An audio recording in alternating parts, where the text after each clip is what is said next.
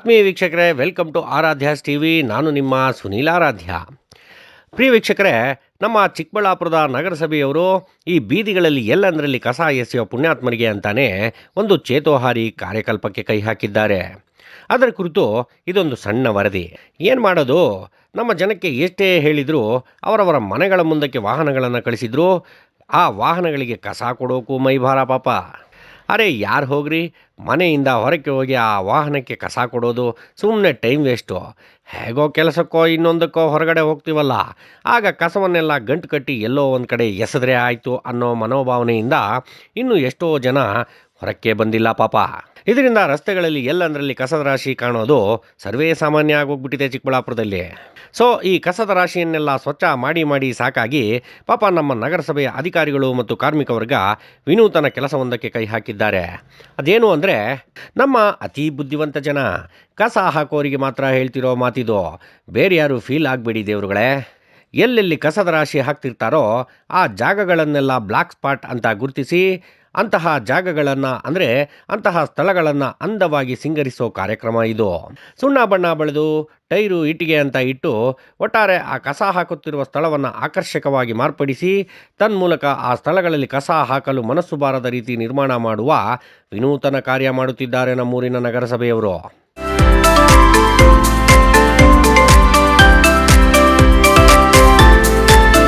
ಪ್ರಸಕ್ತ ಚಿಕ್ಕಬಳ್ಳಾಪುರದಲ್ಲಿ ಒಟ್ಟಾರೆ 82 ಬ್ಲಾಕ್ ಸ್ಪಾಟ್ಗಳನ್ನು ಗುರುತಿಸಲಾಗಿದೆಯಂತೆ. ಅಂದರೆ ನಮ್ಮ ಸೋ ಕಾಲ್ಡ್ ಡಿಗ್ನಿಫೈಡ್ ಪೀಪಲ್ ನಿರ್ಮಾಣ ಮಾಡಿಕೊಂಡಿರೋ ಕಸದ ರಾಶಿಯ ಸ್ಥಳಗಳು. ಅವುಗಳಲ್ಲಿ ಈಗಾಗಲೇ ಅನೇಕ ಸ್ಥಳಗಳನ್ನು ಈ ರೀತಿ ಬ್ಯೂಟಿಫಿಕೇಷನ್ ಮಾಡಲಾಗಿದೆ. ಇನ್ನೂ ಈ ರೀತಿಯ ಕೆಲಸಗಳನ್ನು ಮುಂದುವರಿಸಿಕೊಂಡು ಹೋಗಲಿದ್ದೇವೆ ಅಂತ ನಗರಸಭೆ AEEಗಳಾದ ಜನಪ್ರಿಯ ಅಧಿಕಾರಿ ಶ್ರೀಯುತ ಉಮಾಶಂಕರ್ ರವರು ನಮ್ಮೊಂದಿಗೆ ಈ ರೀತಿ ಪ್ರತಿಕ್ರಿಯಿಸಿದ್ದಾರೆ. ಸರ್ ನಮಸ್ಕಾರ, ನಾನು ಉಮಾಶಂಕರ್ ಅಂತ ನಗರಸಭೆಯಲ್ಲಿ AEE ಎನ್ವೈರ್ಮೆಂಟ್ ಆಗಿ ಕೆಲಸ ಮಾಡ್ತಾ ಇದ್ದೀನಿ. ಈಗ ತಾವು ಹೇಳ್ದಂಗೆ ಚಿಕ್ಕಬಳ್ಳಾಪುರ ನಗರಸಭೆ ವ್ಯಾಪ್ತಿಯಲ್ಲಿ ಹಲವಾರು ಜಾಗಗಳಲ್ಲಿ ಬ್ಲ್ಯಾಕ್ ಸ್ಪಾಟ್ಸ್ ಅಂತ ಹೇಳಿದ್ರೆ ಜನ ತಂದು ಕಸ ಬಿಸಾಕಿ ಹೋಗುವಂಥದ್ದು. ಅದು ನಗರದ ಅಂದಕ್ಕೆ ಒಂದು ಚುಕ್ಕೆ ಇರುವಂಥದ್ದು, ಅಂದ್ರೆ ದೃಷ್ಟಿ ಪಟ್ಟಿದ್ದಂಗೆ ಅದಕ್ಕೋಸ್ಕರ ಬ್ಲ್ಯಾಕ್ ಸ್ಪಾಟ್ಸ್ ಅಂತ ಕರೀತಾರೆ. ಅದು ಇರೋದಕ್ಕೆ ಚುಕ್ಕಿ ಪಟ್ಟಲ್ಲ, ನಮ್ಮ ನಗರ ಅಂದವಾಗಿ ಕಾಣೋದನ್ನ ತಡೆಗಟ್ಟೋಕೆ ಇರುವಂತ ಚುಕ್ಕಿ ಪಟ್ಟು. ಸೊ ಈ ಚುಕ್ಕೆ ಬಟ್ಟುಗಳನ್ನ ಅಂದ್ರೆ ಈಗ ಬ್ಲ್ಯಾಕ್ ಸ್ಪಾಟ್ಸ್ ನ ನಿವಾರಣೆ ಮಾಡೋದಕ್ಕೆ ನಾವು ಹಲವಾರು ಕ್ರಮಗಳು ತಗೊಂತಾ ಇದ್ವಿ. ಸೊ ನಮ್ಮಲ್ಲಿ ಕಮ್ಯುನಿಟಿ ಮೊಬಿಲೈಸರ್ಸ್ ಅಂತ ನಾವು ಎಂಗೇಜ್ ಮಾಡ್ಕೊಂಡಿದೀವಿ. ಅವರ ಕೆಲಸ ಇದೇನೆ, ಯಾರು ಮನೆಗಳಿಂದ ಕಸ ನಮ್ಮ ನಗರಸಭೆ ವಾಹನಗಳಿಗೆ ಕೊಡದೆ ಆಚೆಯಲ್ಲಿ ಬಿಸಾಕ್ತಾರೆ ಮಾಡ್ತಾರೆ, ಅದನ್ನ ಐಡೆಂಟಿಫೈ ಮಾಡಿಕೊಂಡು ಅವ್ರ ಮೇಲೆ ಅವ್ರನ್ನ ಕನ್ವಿನ್ಸ್ ಮಾಡುವಂಥದ್ದು, ಆಕ್ಷನ್ ಮಾಡುವಂಥದ್ದು ಇದನ್ನ ಮಾಡ್ತಾ ಇದ್ದಾರೆ. ಅದೇ ರೀತಿ ಈಗ ನಮ್ಮ ಬ್ಲ್ಯಾಕ್ ಸ್ಪಾಟ್ಸ್ ಅಂತ ಏನ್ ಹೇಳುತ್ತಲ್ಲ, ಬ್ಲ್ಯಾಕ್ ಸ್ಪಾಟ್ಸ್ ನಗರದಲ್ಲಿ ಸುಮಾರು 80ರಿಂದ 85 ಬ್ಲ್ಯಾಕ್ ಸ್ಪಾಟ್ಸ್ ಇತ್ತು. ಸೊ ಜನ ತಂದು ಅಂದ್ರೆ ಎಲ್ಲಿ ಕತ್ಲಿರುತ್ತೆ, ಜನ ಜಾಸ್ತಿ ಓಡಾಡಲ್ಲ ಅಂತ ಕಡೆ 2 ವೀಲರ್ ಅಲ್ಲಿ ಬರೋದು, ಬೈಕಲ್ಲಿ 4 ವೀಲರ್ ಅಲ್ಲಿ ಬರೋದು, ಎಸ್ಬಿಟ್ಟು ಹೋಗ್ಬಿಡೋದು, ಈ ರೀತಿ ಮಾಡ್ತಾ ಇದ್ರು. ಸೊ ಇದನ್ನೆಲ್ಲ ಅವಾಯ್ಡ್ ಮಾಡೋದಕ್ಕೆ ನಮ್ಮ ಕಮ್ಯುನಿಟಿ ಮೊಬಿಲೈಸರ್ಸ್ ಇವ್ರ ಸಹಕಾರದೊಂದಿಗೆ ಒಂದಷ್ಟನ್ನ ಐಡೆಂಟಿಫೈ ಮಾಡಿಕೊಂಡು ಆ ಬ್ಲ್ಯಾಕ್ ಸ್ಪಾಟ್ಸ್ ನ ಸಂಪೂರ್ಣವಾಗಿ ನಿವಾರಣೆ ಮಾಡಿದ್ದೀವಿ. ಈಗಾಗಲೇ ನಗರದಲ್ಲಿ ಸುಮಾರು 22 ಬ್ಲ್ಯಾಕ್ ಸ್ಪಾಟ್ಸ್ ನ ಈ ರೀತಿ ನಿವಾರಣೆ ಮಾಡಿದ್ದೀವಿ.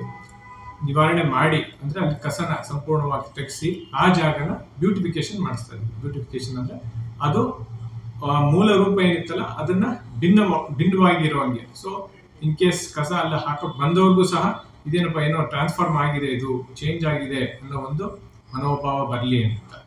ಸೊ ಸುಮಾರು 22 ಬ್ಲ್ಯಾಕ್ ಸ್ಪಾಟ್ಸ್ ಈಗಾಗಲೇ ನಿವಾರಣೆ ಮಾಡಿದ್ವಿ.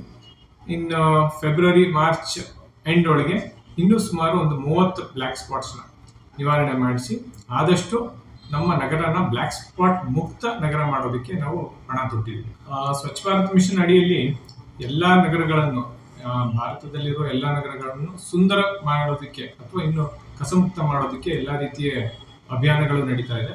ಅದೇ ರೀತಿ ಕರ್ನಾಟಕದಲ್ಲಿ ಈ ಬ್ಲ್ಯಾಕ್ ಸ್ಪಾಟ್ಸ್ ನಿವಾರಣೆ ಮಾಡಬೇಕು ಅಂತ ಹೇಳಿ ನಮ್ಮ ನಗರಾಭಿವೃದ್ಧಿ ಇಲಾಖೆಯಿಂದ ನಮಗೆ ಸಾಕಷ್ಟು ಸರ್ಕ್ಯುಲರ್ಸ್ ಆಗಲಿ ಇನ್ನೊಂದಾಗಲಿ ಬಂತು. ಸೊ ಯಾವ ರೀತಿ ಮಾಡುವಂಥದ್ದು, ಇಲ್ಲಿ ಲೋಕಲ್ ಅಲ್ಲಿ ನೀವು ಪ್ಲಾನ್ ಮಾಡ್ಕೊಂಡು ಮಾಡಿ ಅಂತ ಹೇಳಿ ಡೈರೆಕ್ಷನ್ಸ್ ಇತ್ತು. ಸೊ ನಮ್ಮ ಕಡೆಯಿಂದ ನಾವೇನ್ ಮಾಡ್ತಾ ಇದೀವಿ ಅಂತ ಹೇಳಿದ್ರೆ, ನಮ್ಮಲ್ಲಿರುವಂತಹ ಹಳೆಯ ವಸ್ತುಗಳನ್ನ ಅದಕ್ಕೆ ಸ್ವಲ್ಪ ರೂಪ ಚೇಂಜ್ ಮಾಡಿ ಅದನ್ನ ನಾವು ಬ್ಯೂಟಿಫಿಕೇಶನ್ಗೆ ಯೂಸ್ ಮಾಡ್ಕೊತಾ ಇದೀವಿ.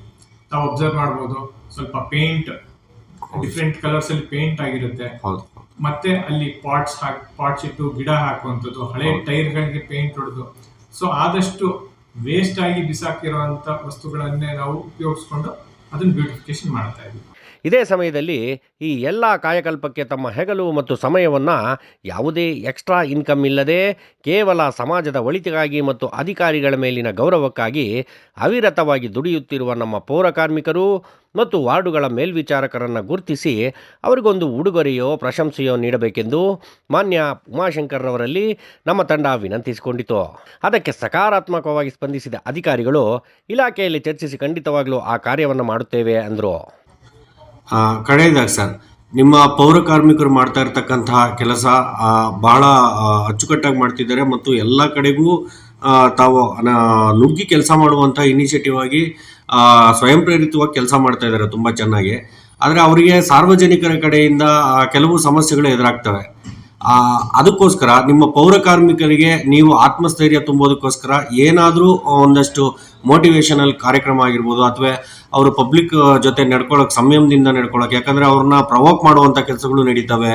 ಹಾಗಾಗಿ ಅವರಿಗೆ ಮೋಟಿವೇಟ್ ಮಾಡಲಿಕ್ಕೆ, ಅವ್ರನ್ನ ರೀಜೆನೋವೇಟ್ ಮಾಡಲಿಕ್ಕೆ ಏನಾದರೂ ನಿಮ್ಮ ನಗರಸಭೆಯಿಂದ ಏನಾದರೂ ಅವಕಾಶ ಇದೆಯಾ ಸರ್? ನಾವು ನಮ್ಮ ಪೌರ ಕಾರ್ಮಿಕರಿಗೆ ಕೆಪಾಸಿಟಿ ಬಿಲ್ಡಿಂಗ್ ಅಂತ ಹೇಳ್ತೀವಿ, ಅದನ್ನ ರೆಗ್ಯುಲರ್ ಆಗಿ ಮಾಡಿಸ್ತಾ ಇರ್ತೀವಿ. ಅಂದರೆ ಅವ್ರದ್ದು ಏನು ಕೆಲಸ, ಸೊ ಸಾರ್ವಜನಿಕರ ಜೊತೆ ಅವ್ರು ಹೇಗೆ ನಡ್ಕೊಬೇಕು, ಇನ್ ಕೇಸ್ ಸಾರ್ವಜನಿಕರು ಸಹ ಇವ್ರು ಮಾಡುವಂಥ ಕೆಲಸನಾಗಲಿ ಇವ್ರನ್ನಾಗಲಿ ಕೀಳಾಗಿ ಕಂಡ್ರೆ ಅವ್ರಿಗೆ ಯಾವ ರೀತಿ ಅವರು ಮಾತಾಡಬೇಕು, ಯಾವುದೇ ಕಾರಣಕ್ಕೂ ಜಗಳ ಆಗದೆ ಅವ್ರಿಗೆ ಮನ ಪರಿವರ್ತನೆ ಆಗೋಂಗೆ ಯಾವ ರೀತಿ ಮಾಡಬೇಕು ಅಂತ ಆ ರೀತಿಯೆಲ್ಲ ಕೆಪಾಸಿಟಿ ಬಿಲ್ಡಿಂಗ್ ಆಗಿದೆ. ಈಗ ಮುಂದಿನ ಸೋಮವಾರ 9ನೇ ತಾರೀಕು ಸ್ಟ್ರೆಸ್ ಮ್ಯಾನೇಜ್ಮೆಂಟ್ ಕೂಡ ಮಾಡ್ತಾ ಇದ್ದೀವಿ. ನಮ್ಮ ಪೌರ ಕಾರ್ಮಿಕರು ಅವರಿಗೆ ಸ್ಟ್ರೆಸ್ ಅಲ್ಲಿ ಈಗ ಆಲ್ಮೋಸ್ಟ್ ಎಲ್ಲರೂ ಇದ್ದಾರೆ.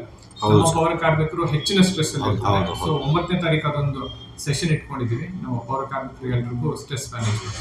ಸೊ ಇದೇ ರೀತಿ ಕೆಪಾಸಿಟಿ ಬಿಲ್ಡಿಂಗ್, ಅವರ ವ್ಯಕ್ತಿತ್ವ ವಿಕಸನಕ್ಕೆ ಏನೆಲ್ಲ ಸಾಧ್ಯ ಅದೆಲ್ಲ ನಗರಸಭೆಯಿಂದ ಮಾಡ್ತಾರೆ. ಕಸ ನಿರ್ವಹಣೆಯ ಕುರಿತಾಗಿ ನಗರದ ಅನೇಕ ಪ್ರಜ್ಞಾವಂತರ ಕೂಗಾದ ಡಸ್ಟ್ಬಿನ್ಗಳ ಅಳವಡಿಕೆಯ ಬಗ್ಗೆ ಮಾನ್ಯ AEE ಪ್ರಶ್ನಿಸಲಾಯಿತು. ಅದರ ಕುರಿತು ಮಾನ್ಯ ಅಧಿಕಾರಿಗಳು ಉತ್ತರಿಸಿರುವುದು ಹೀಗಿದೆ ನೋಡಿ. ಈಗ ತಾವು ಹೇಳ್ದಂಗೆ ಈಗ ಬಸ್ ಸ್ಟ್ಯಾಂಡ್ಗಳಲ್ಲಾಗಲಿ, ರೈಲ್ವೆ ಸ್ಟೇಷನ್ ಆಗಲಿ, ಸಿಟಿ ನಮ್ಮ ಸಿವಿಲ್ ಬಸ್ ಸ್ಟ್ಯಾಂಡ್ ಅಲ್ಲಾಗಲಿ ಅಲ್ಲಿ ಬಿನ್ಸ್ ಇದೆ. ಬಿನ್ಸ್ ಅಂತ ಹೇಳಿದ್ರೆ ಅದು ಲಿಟರ್ ಬಿನ್ಸ್ ಅಂತ ಹೇಳಿದ್ರೆ ಅಲ್ಲಿ ಎಕ್ಸಾಂಪಲ್ ಈಗ ಅಲ್ಲಿ ಬಸ್ ಸ್ಟ್ಯಾಂಡ್ ಅಲ್ಲಿ ಬಿಸ್ಕೆಟ್ ತಿಂದ್ರು, ಸೊ ಬಿಸ್ಕೆಟ್ ಪೇಪರ್ ಅದನ್ನ ಹಾಕುವಂಥದ್ದು, ಅಥವಾ ಬಾಳೆಹಣ್ಣು ತಿಂದ್ರು ಅಂತ ವೇಸ್ಟ್, ಅಂದ್ರೆ ಅಲ್ಲಿ ಉತ್ಪತ್ತಿ ಆಗುವಂಥ ವೇಸ್ಟ್ ಮಾತ್ರ ಹಾಕುವಂಥದ್ದು, ಅಂದ್ರೆ ಚಿಕ್ಕ ಬಿನ್ಸ್ ಇರುತ್ತೆ ಅದು. ಸೊ ಅದು ಲಿಟರ್ ಬಿನ್ಸ್ ಅಂತ ಕರೀತಾರೆ. ಆದರೆ ತಾವು ಹೇಳ್ತಿರೋಂಗೆ ಈಗ ಮನೆಯಲ್ಲಿ ಬರುವಂಥ ತ್ಯಾಜ್ಯನ ತಂದು ಅಲ್ಲಿ ಹಾಕೋದಕ್ಕಾಗಲ್ಲ, ಯಾಕೆಂದ್ರೆ ಕ್ವಾಂಟಿಟಿ ಜಾಸ್ತಿ ಇರುತ್ತೆ. ನಮ್ಮ ನಗರಗಳನ್ನ ನಾವು ಬಿನ್ ಫ್ರೀ ಸಿಟಿ ಮಾಡ್ತಾ ಇದೀವಿ. ಅಂದ್ರೆ ಯಾವುದು ಬಿನ್ಸ್ ಪಬ್ಲಿಕ್ ಪ್ಲೇಸ್ ಅಲ್ಲಿ ಬಿನ್ಸ್ ಇಡದೇನೆ ನಾವು ಅದನ್ನ ಸ್ವಚ್ಛ ಮಾಡ್ತಾ ಇದೀವಿ. ಕಾರಣ ಇಷ್ಟೇ, ನಗರಸಭೆ ವಾಹನಗಳು ಪ್ರತಿಯೊಂದು ವಾರ್ಡ್ಗೂ ಆಲ್ಮೋಸ್ಟ್ ಪ್ರತಿದಿನ ಹೋಗೋದಕ್ಕೆ ವ್ಯವಸ್ಥೆ ಮಾಡಿದೀವಿ. ಇನ್ ಕೇಸ್ ಅರ್ಲಿ ಮಾರ್ನಿಂಗ್ ಹೋಗುವಂಥವ್ರು ಇದ್ರೆ ಅವರು ಅವರ ಮನೆ ಓನರ್ ಆಗಲಿ ಅಥವಾ ಅಕ್ಕಪಕ್ಕದಲ್ಲಿರೋರ್ಗಾದ್ರೂ ಇನ್ಫಾರ್ಮ್ ಮಾಡಿದ್ರೆ ಅಂತ ಮನೆಯಲ್ಲೂ ಸಹ ನಾವು ಕಲೆಕ್ಟ್ ಮಾಡ್ಕೊಂತೀವಿ. ಯಾವುದೇ ಕಾರಣಕ್ಕೂ ಇವರು ಕಸ ಅಲ್ಲಿಟ್ಟಿದ್ದಾರೆ ನಾವು ತಗೊಳ್ಳಲ್ಲ ಅನ್ನೋ ಪ್ರಮೇಯ ಇರಲ್ಲ, ನಾವು ಅದನ್ನ ಕಲೆಕ್ಟ್ ಮಾಡ್ಕೊಂತೀವಿ. ಬಟ್ ಯಾವುದೇ ಕಾರಣಕ್ಕೂ ಕಸನ ಆಚೆ ತಂದು ಬಿಸಾಕಬಾರ್ದು ಅಂತ ಕೋರ್ತೀವಿ. ಇದೆಲ್ಲದರ ನಂತರ ನಮ್ಮ ಎಲ್ಲ ಸಾರ್ವಜನಿಕರಿಗೆ ನಮ್ಮ ಚಾನಲ್ನ ಕಡೆಯಿಂದ ಕೆಲವು ಮುಖ್ಯವಾದ ಮತ್ತು ಜವಾಬ್ದಾರಿಯುತ ಸಲಹೆಗಳಿವೆ. ಅವುಗಳನ್ನು ದಯವಿಟ್ಟು ಕೇಳಿಸ್ಕೊಳ್ಳಿ. ಮೊದಲನೆಯದಾಗಿ ನಮ್ಮ ಮನೆಯ ಕಸವನ್ನು ಸ್ವಚ್ಛತಾ ವಾಹನಕ್ಕೆ ಕೊಡೋಣ. ಹೊರಗಡೆ ಎಲ್ಲಂದರೆ ಅಲ್ಲಿ ಎಸೆಯೋದು ಬೇಡ. ಎರಡನೆಯದಾಗಿ ಆದಷ್ಟು ಪ್ಲಾಸ್ಟಿಕ್ ಬಳಕೆ ನಿಷೇಧ ಮಾಡೋಣ, ಅಂದರೆ ತ್ಯಜಿಸೋಣ. ಆಗದೆ ಹೋದರೆ ಕಡಿಮೆ ಮಾಡ್ತಾ ಬರೋಣ. ಇನ್ನು ಮೂರನೆಯದು, ನಮ್ಮ ಮಾತಾ ಭಗಿನಿಯರಿಗೆ ಮತ್ತು ಅಕ್ಕ ತಂಗಿಯರಿಗೆ ಹೇಳುವ ಕಿವಿ ಮಾತು, ದಯವಿಟ್ಟು ಸ್ಯಾನಿಟರಿ ಪ್ಯಾಡ್ಗಳನ್ನು ಟಾಯ್ಲೆಟ್ನ ಕಮೋಡ್ಗಳೊಳಗೆ ಹಾಕದೆ ಸ್ವಚ್ಛತಾ ವಾಹನಗಳಿಗೆ ಕೊಡಿ. ಈ ಮಾತು ಹೇಳೋಕ್ಕೆ ಕಾರಣ ಏನು ಗೊತ್ತಾ? ಚಿಕ್ಕಬಳ್ಳಾಪುರದಲ್ಲಿ ಸದ್ಯ ಡ್ರೈನೇಜ್ ಸಿಸ್ಟಮ್ನಲ್ಲಿ ಬಹಳ ಮುಖ್ಯವಾಗಿ ಬ್ಲಾಕೇಜ್ ಸಮಸ್ಯೆ ಆಗ್ತಿರೋದು ಇದೇ ಸ್ಯಾನಿಟರಿ ಪ್ಯಾಡ್ಗಳಿಂದಾಗಿ. ಸೊ ದಯವಿಟ್ಟು ಸ್ಯಾನಿಟರಿ ಪ್ಯಾಡ್ಗಳನ್ನು ಸ್ವಚ್ಛತಾ ವಾಹನಕ್ಕೆ ಕೊಡಿ, ಟಾಯ್ಲೆಟ್ ಕಮೋಡ್ಗಳೊಳಗೆ ಹಾಕಬೇಡಿ. ಇದರಲ್ಲಿ ಯಾವುದೇ ರೀತಿಯ ಮುಜುಗರ ಬೇಡ. ಎಲ್ಲರ ಮನೆಗಳಲ್ಲೂ ಅಕ್ಕ ತಂಗಿಯರು ತಾಯಂದಿರಿದ್ದಾರೆ ಮತ್ತು ಸ್ತ್ರೀತನ ಅನ್ನೋದು ಪ್ರಕೃತಿಯ ನಿಯಮ. ನಾಚಿಕೆ ಪಟ್ಟುಕೊಳ್ಳುವಂತಹ ಅಂಶ ಏನೂ ಇಲ್ಲ. ಸ್ತ್ರೀ ಇಲ್ಲದೆ ಸೃಷ್ಟಿ ಉಂಟೆ. ಕಡೆಯ ಅಂಶ ಹೇಳೋದಾದರೆ, ದಯವಿಟ್ಟು ನಿಮ್ಮ ಮನೆಯ ಮುಂದಕ್ಕೆ ಬರುವಂತಹ ಪೌರ ಕಾರ್ಮಿಕರನ್ನು ಗೌರವದಿಂದ ಕಾಣ್ರಿ. ಅವರ ಕೆಲಸಕ್ಕೆ ಗೌರವ ಕೊಡಿ.